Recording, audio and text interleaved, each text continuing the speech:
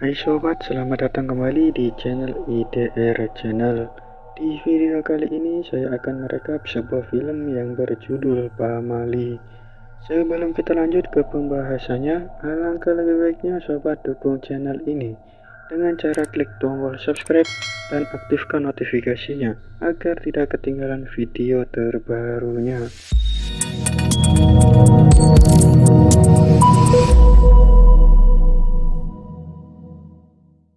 Kisah dibuka pada suatu malam di dusun terpencil yang terletak di tanah Sunda. Ada seorang bapak bernama Mang Ujang yang menggali kubur sendirian. Mang Ujang hendak akan menguburkan banyak mayat tanpa didampingi oleh siapapun. Ia bekerja menggali tanah dan memasukkan jasad ke liang lahat. Setelah mayat dimasukkan ke tempat peristirahatan terakhirnya, Mang Ujang memiringkan tubuh mayat itu ke arah kiblat. Di sini kita pun dapat melihat wajah mayat-mayat itu yang penuh dengan luka borokan hingga bernanah.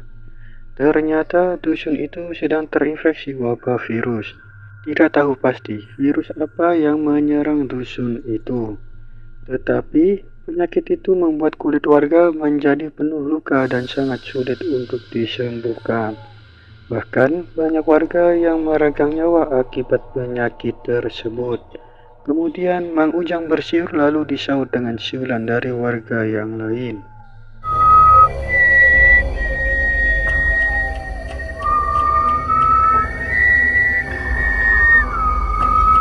Di malam itu Mang Ujang bekerja keras karena masih ada sekitar 14 mayat yang harus dikuburkan. Dan film pun dimulai. Kisah beralih kepada sekelompok tenaga kesehatan yang terdiri dari 3 orang perempuan. Mereka adalah Gendis, Mila, dan juga Puput. Ketika itu mereka ditugaskan untuk pergi ke sebuah dusun kecil yang ada di awal film tadi.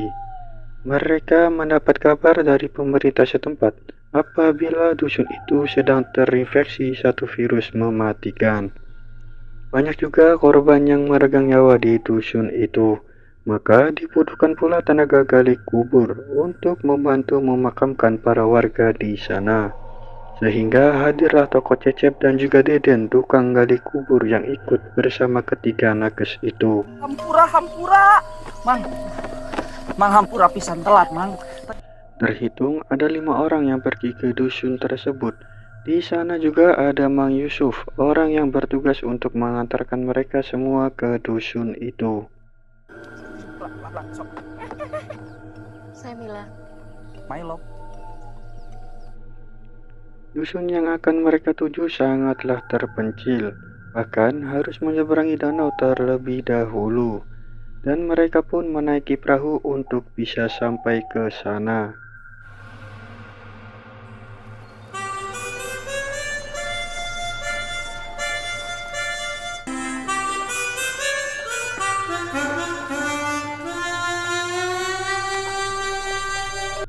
Di papan perahu milik Mang Yusuf, mereka melihat ada tulisan aksara Sunda. Mereka yang tidak peduli pun mengabaikan kata-kata itu. Perjalanan memakan waktu cukup panjang hingga mereka sampai tujuan pada sore hari. Mang Yusuf memberikan petunjuk arah. Para tim relawan harus berjalan kaki melewati hutan sejauh 3 jam lamanya. Kira-kira kita perjalanannya berapa lama ya?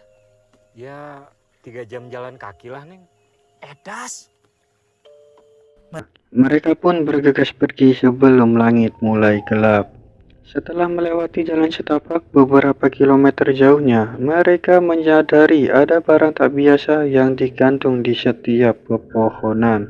Barangnya mirip seperti potongan kayu. Ketika itu Puput mengeluh kram dan menghentikan perjalanan sejenak.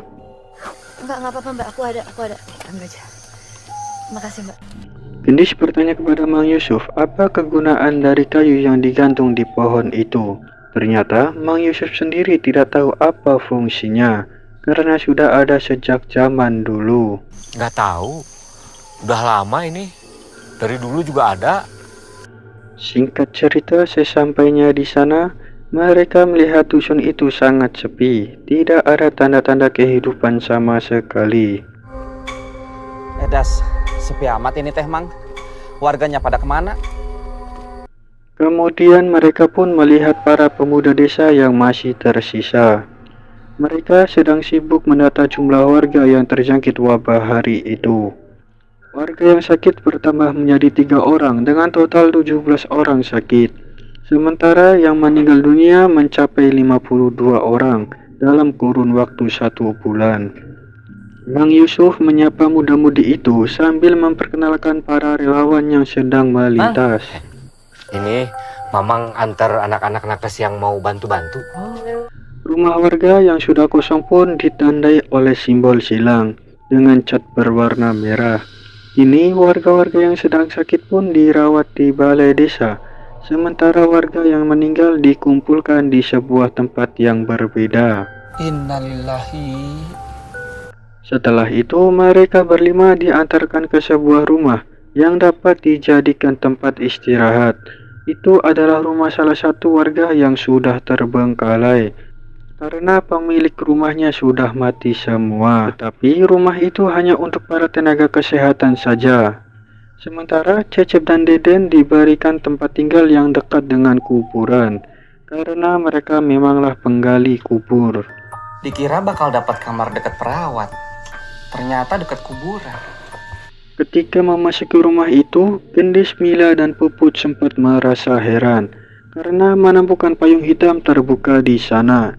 Setahu mereka, membuka payung di dalam rumah adalah sebuah pamali. Sehingga ketika itu Puput menutup payungnya. Sementara itu di rumah di dekat kuburan, Cecep menemukan sebuah buku tentang tata cara penguburan jenazah. Cecep pun merasa lucu, karena untuk menguburkan jenazah pun harus ada buku tata caranya. Tentu saja Cecep menghiraukan hal itu. Tata cara penguburan jenazah. Saya mau udah bisa. Kemudian Cecep juga menemukan buku catatan jumlah warga yang belum dikuburkan selama 3 hari belakangan ini. Karena jumlahnya sangat banyak, Cecep dan Deden segera memulai proses penguburan jenazahnya. Di balai desa, ketiga nakes itu mulai mengecek kondisi para warga yang terinfeksi penyakit. Mereka harus berhati-hati dan selalu memakai sarung tangan karena virus itu menular lewat sentuhan kulit.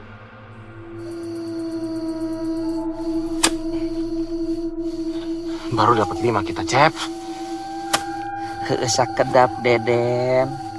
Istirahat heula. Kemudian keesokan harinya, suasana yang tampak biasa saja seketika berubah menjadi mencekam. Ketika itu saat Mila akan meletakkan kamper di ruangan mayat.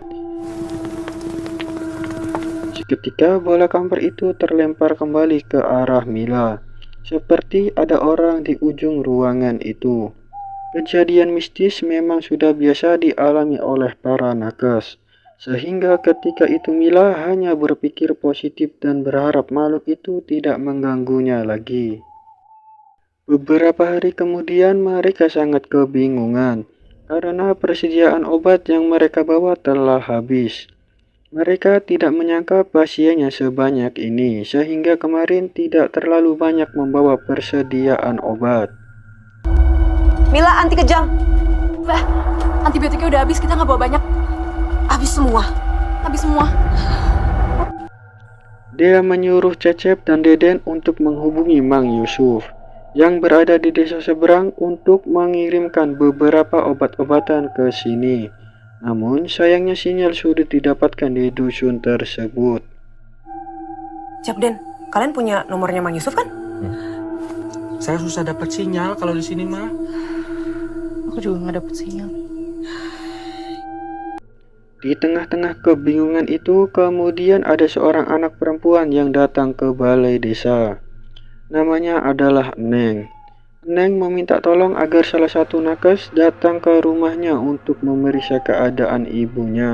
Boleh nggak kalau misalnya Teteh aja yang ke rumah? Bentar aja. Gini ya, Dek. Tapi nanti ibu saya gimana, Teh? Adek, nggak bisa. Peraturannya nggak bisa.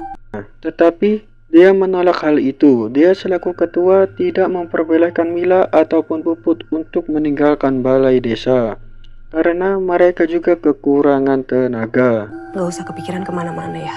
Kita kekurangan orang, Mil. Kemudian dia menyarankan Eneng agar membawa ibunya saja ke sini. Dan ternyata itulah masalahnya. Ibu Eneng tidak mau dibawa untuk berobat. Eneng pun hanya bisa menunduk bersedih. Mila sejatinya tidak tega melihat Eneng. Tanpa sepengetahuan dia, Mila pun akhirnya bersedia untuk membantu Eneng. Mila akan datang ke rumah Eneng setelah selesai berjaga. Nanti sore, Neng kesini lagi jemput kakak. Terus nanti kita bareng-bareng ke rumah Neng lihat ibu. Makasih ya, Teh. Sama-sama. Singkat cerita, setelah selesai berjaga, Mila pun dijemput oleh Eneng untuk segera bergegas ke rumahnya. Mila pun pergi diam-diam tanpa diketahui oleh Dea. Di sisi lain, ketika dia tengah melaksanakan sholat maghrib, ia pun seketika diteror oleh sosok pocong. Allah Akbar.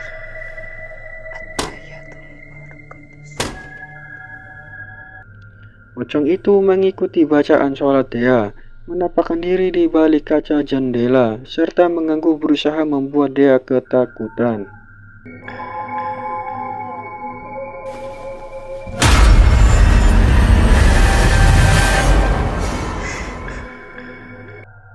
Sementara itu, Cecep dan Deden pun turut diteror oleh sosok pocong.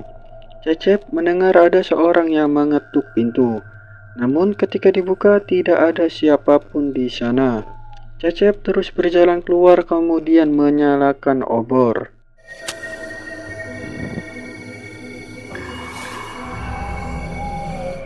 Tampak terlihat banyak sekali pocong di sekeliling Cecep. Tiba-tiba saja Deden datang dengan selimut berwarna putih, membuat Cecep terkejut karena sempat menyangka itu adalah pocong. Kemudian malam semakin larut. Dia pun mulai menyadari jika Mila tidak ada di rumah. Dia seketika curiga apabila Mila nekat pergi ke rumahnya Eneng. Dia pun segera menyusuli Mila dengan diantar oleh Cecep dan juga Deden. Sementara Puput diminta oleh dia untuk diam di rumah menjaga para pasien karena takutnya mereka membutuhkan sesuatu. Dalam perjalanan menuju rumah Eneng, Mila mengalami banyak sekali serangkaian teror yang sangat menyeramkan. Hingga akhirnya ia sampai di rumahnya Eneng. Ketika itu tampak terlihat rumah Eneng sangat sepi. Ternyata ayah Eneng baru saja meninggal minggu lalu akibat penyakit itu. Kini Eneng hanya hidup berdua bersama ibunya yang tengah sakit. Kemudian Mila pun melihat payung hitam terbuka di sana. Tidak terlalu memikirkan hal itu, Mila langsung masuk ke dalam kamar untuk memeriksa ibunya Eneng. Setelah diperiksa, Mila menyarankan agar ibu Eneng berkenan dirawat di balai desa bersama dengan warga yang lain. Namun ibu Eneng tetap bersikeras ingin dirawat di rumah saja. Eneng sangat berterima kasih karena Mila bersedia datang ke rumah. Saat Mila akan pulang, ia melihat Eneng seketika bersiul. Ngapain siul malam-malam? Mila merasa aneh kembali karena sepengetahuannya bersiul di malam hari itu adalah pamali. Eneng pun menjelaskan para warga di dusun ini akan bersiul untuk menghormati orang yang baru saja meninggal. Kemudian Mila bertanya kembali mengapa Eneng membuka payung di dalam rumah. Namun untuk hal itu Eneng pun tidak mengetahuinya. Mila pun pulang ke pos jaga sendirian, melewati hutan yang sangat gelap gulita. Hanya sebuah senter yang ia punya sebagai sarana penerangan. Ketika itu Mila pun turut diteror, yang mana ia berkeliling melewati jalan yang sama secara terus-menerus.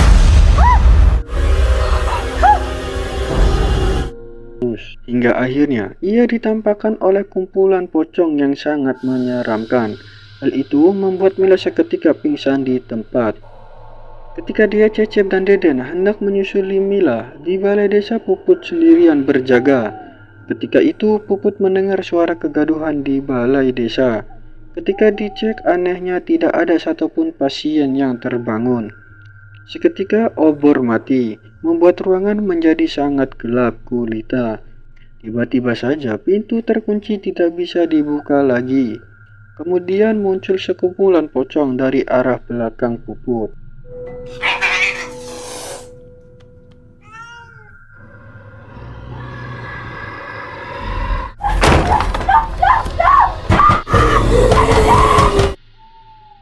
Puput berusaha melarikan diri, kemudian berlari sekencang mungkin. Nahasnya, ia seketika terjatuh. Kemudian diseret secara brutal, secara mengerikan tangan Puput pun terputus. Akibat benturan ujung pintu, Puput seketika tewas dalam kejadian itu. Dari sini kita bisa mengetahui bahwa teror para pocong itu tidak main-main. Adegan berpindah kepada Mila yang baru tersadar di rumah. Ternyata tadi Mila berhasil ditemukan dalam keadaan pingsan di tengah hutan bambu. Mila pun mengaku diteror banyak pocong. Setelah itu mereka semua ketika panik ketika mengetahui Puput menghilang, tidak ada di mana-mana.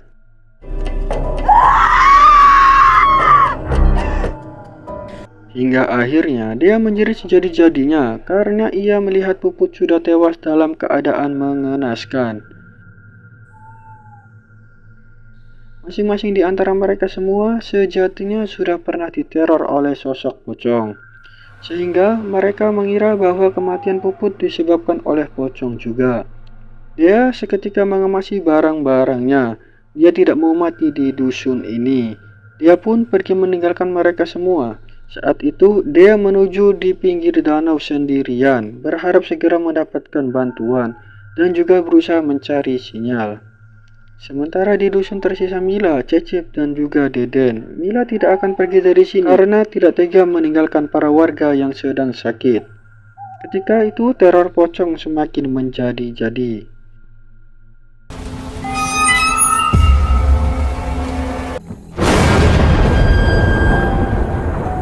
Pocong itu pun merasuki jiwa para warga dalam aksi pembunuhannya.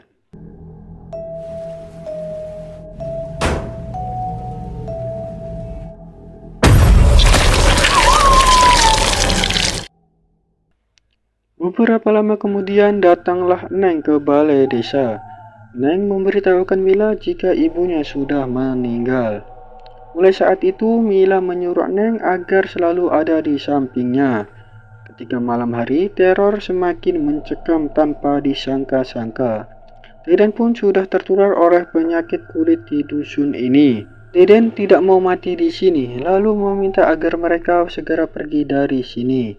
Sementara kini pocong-pocong itu secara gamblang menampakkan wujudnya kepada mereka semua. Saat itu Cecep dan Neng masuk ke kolong kasur berusaha bersembunyi dari kedatangan pocong.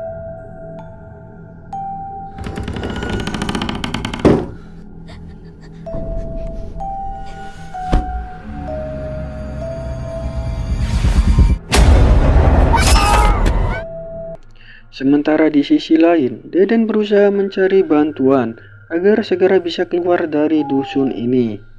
Dia pun mencari sinyal untuk menelepon Mang Yusuf yang ada di kampung sebelah. Beruntung sinyal didapatkan, namun tepat berada di atas sumur sehingga Deden sangat berusaha untuk menggapainya. Ketika itu, Deden pun berhasil menelepon Mang Yusuf. Kemudian ia meminta untuk segera mengirimkan bala bantuan. Tak lama kemudian Deden nahas ditarik hingga jatuh ke dalam sumur. Mila pun menemukan Deden sudah tewas mengambang di atas sumur. Adegan berpindah kembali kepada Cecep dan juga Neng. Setelah lolos dari kehadiran sosok pocong tadi, Cecep segera mencari tahu apa penyebab semua pocong itu tiba-tiba menyerang mereka.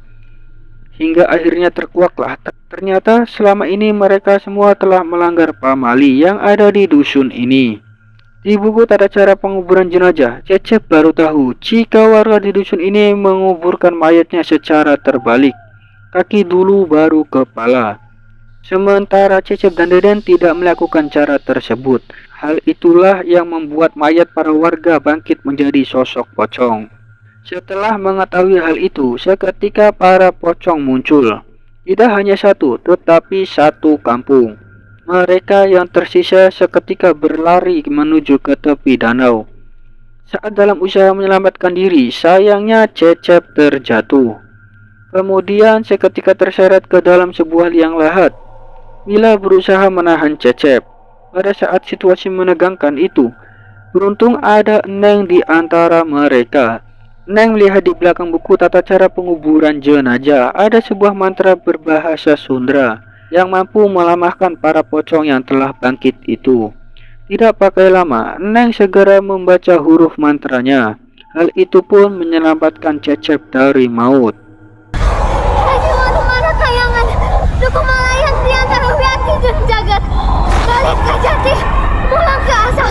Tantrim, tantrim, balik ke jati.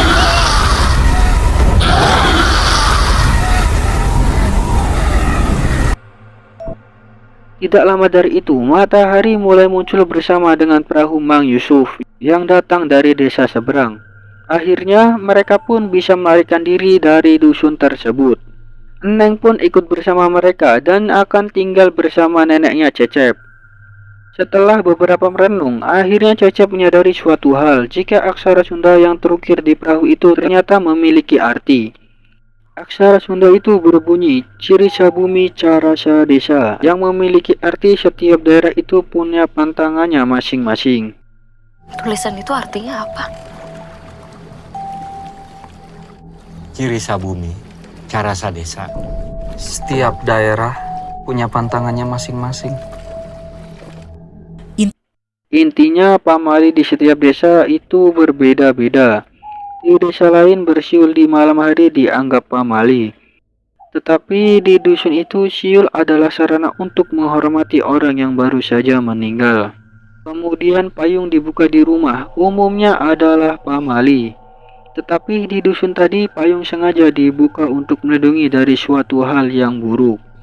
Dan yang terakhir, di desa tadi jenazah yang tidak dikuburkan secara terbalik dianggap sebagai sebuah pamali dan mengundang malapetaka.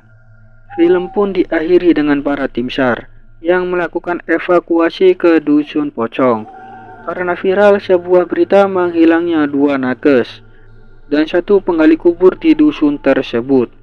Kemudian tim SAR bertemu dengan Gendis yang ternyata masih terjebak di sana. Dia seperti orang gila yang terus berlari karena ketakutan dan film pun berakhir.